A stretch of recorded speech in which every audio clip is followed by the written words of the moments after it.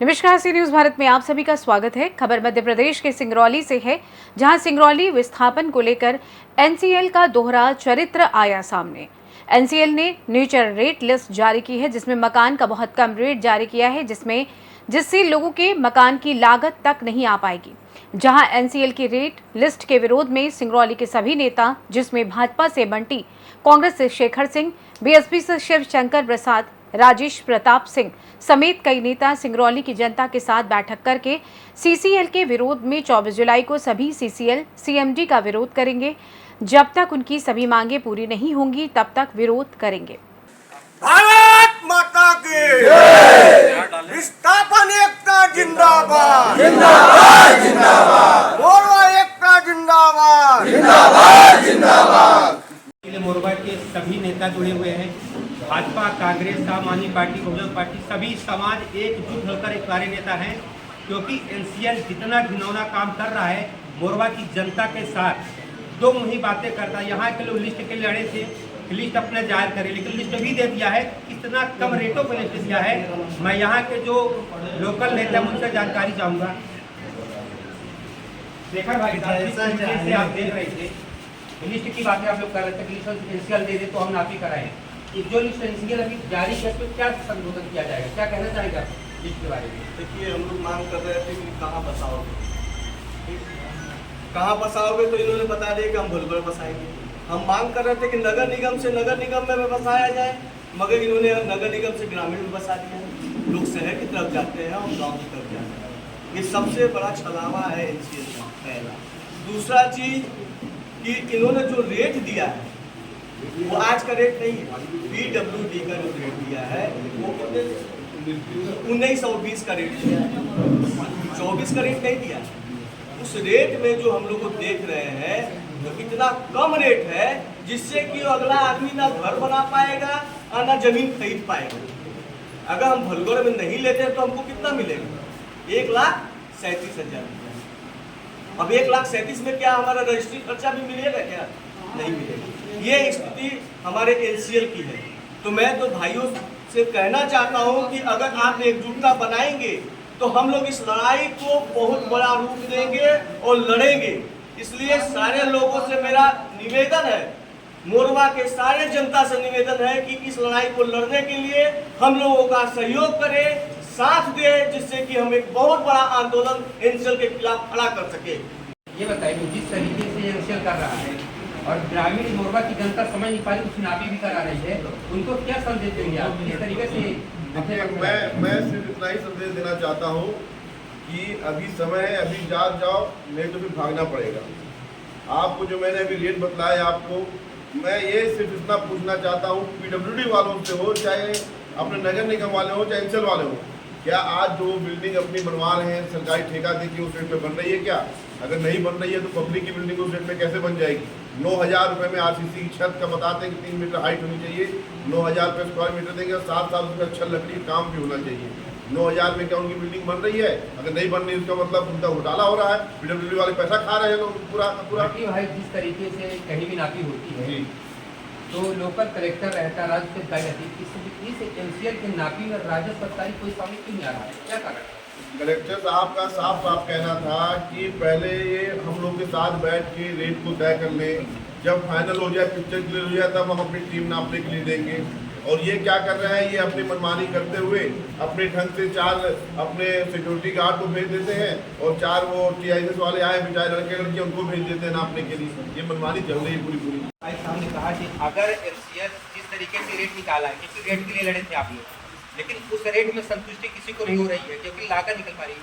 अब अगला कदम क्या होगा आपका, जनता को कैसे समझाएंगे आप? देखिए, हम लोगों को पहले से पता था कि एनसीएल यहाँ पर आम जनता के साथ छलावा करने वाला, इसलिए हमारे बड़े भाई आदरणीय 9 नंबर के पार्षद और हम लोग पूरी महापौर, अपने नगर निगम, अब कई पार्षद और हमारे विस्थापित मंच वाले इस चीज़ को बार बार इसलिए मांग कर रहे थे कि आज नहीं तो कल एनसीएल हम लोग के साथ जब अंतिम में मकान नापी के बाद छलावा करेगा तो हम लोग कुछ भी नहीं कर पाएंगे, क्योंकि आज रेट आ गया जनता के सामने।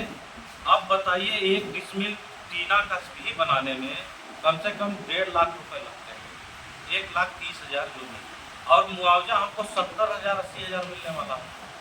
तो अगर ये जो एक विपक्ष के जो विस्थापित मंच वाले हैं, ये लोग जनता को बरगला के जो नापी करा रहे हैं कि हम आपको 12 लाख 13 लाख रुपए डिसमिल जमीन का दिलाएंगे, 50 लाख रुपए मकान का दिलाएंगे, वो ये जो रेट एनसीएल निकाला, इसके तहत अब वो जनता के पास जाए और जनता उनसे जवाब मांगेगी। और हर स्तर से हम लोग संकल्पित हैं जनता के लिए, जनता के हक अधिकार की लड़ाई के लिए।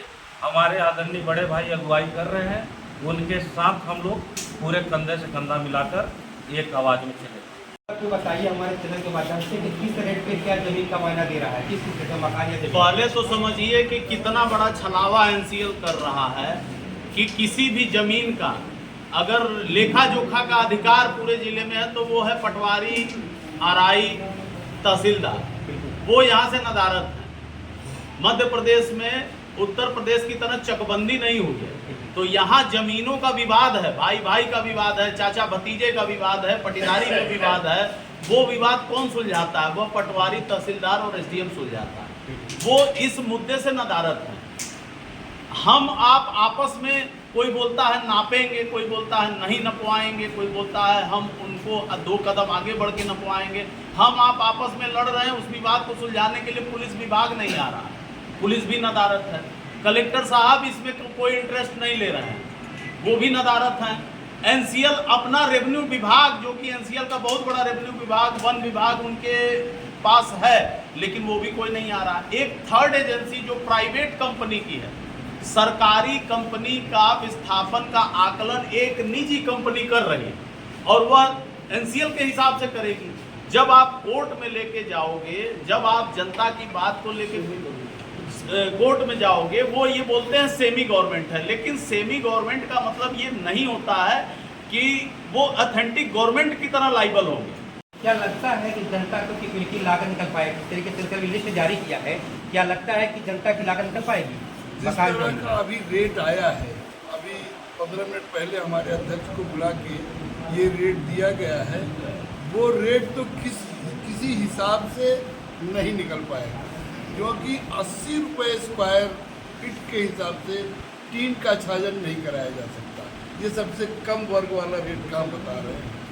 तो वो आकलन ग्रामीणों को जल्दी समझ में आ जाएगा कि 80 रुपये स्क्वायर फीट में हम न अपना टीन छा सकते हैं, न घास फूस की झोपड़ी छा सकते हैं। एनसीएल के खिलाफ जिस तरीके से लिस्ट निकाला है, कोई भी संतुष्टि है, क्योंकि लागत नहीं निकल पा रही है। और अगला कदम 24 जुलाई को धरना प्रदर्शन होगा, उग्र आंदोलन होगा, इसमें क्या कहना चाहेंगे आप? उसमें ये कहना है कि जैसे हल्द्वानी में लोग रोड पर बैठे थे, ऐसा इसके ऑफिस का घेराव करेंगे।